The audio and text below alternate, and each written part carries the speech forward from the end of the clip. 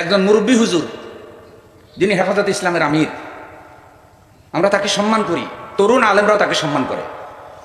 তিনি হঠাৎ করে ওই দিন বলতেছেন জামাত ইসলামী কোনো ইসলামিক দলই না। নাউজুবিল্লাহ বলেন। আলেম ওলামারা এটা বোঝা উচিত যে এই সময় এইসব কথা বলার সময় না। এই সময় সব আলেম ঐক্যবদ্ধ হয়ে ফ্যাসিবাদের বিরুদ্ধে লড়াই করে ইসলামকে বিজয়ী করার সময়।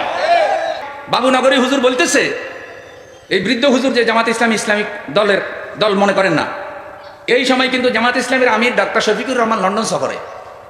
তিনি লন্ডনের সাংবাদিকদের সাথে, লন্ডনের বিশেষ নাগরিকদের সাথে একটা সাক্ষাৎকারে বলছেন, জামাতের আমির বলেছে, দেখেন এদেশে ইসলামের প্রতিনিধিত্ব শুধু জামাত ইসলামী একা করে না, আরো আলেম ওলামারাও আছে। তো হেফাজত ইসলামের মতো এত বড় একটা ইসলামিক কাফেলা প্ল্যাটফর্মকে আপনারা কি কারণে ডাকলেন না? তাদেরকে বাদ দিলেন কেন? আরো তো ইসলামিক দল আছে, তাদের প্রধানদেরকে তো ডাকবেন। তাহলেই না আপনাদের ডাকাটা পুরোপুরি সার্থক হবে।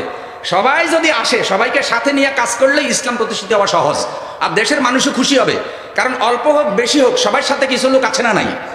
এত সুন্দর ন্যায় নীতি ইনসাফের কথা হেফাজত ইসলামের নাম নিয়ে আমিরে জামাত প্রধান উপদেষ্টার সামনে হেফাজত ইসলামকে যেন ডাকা হয় এটা বললেন।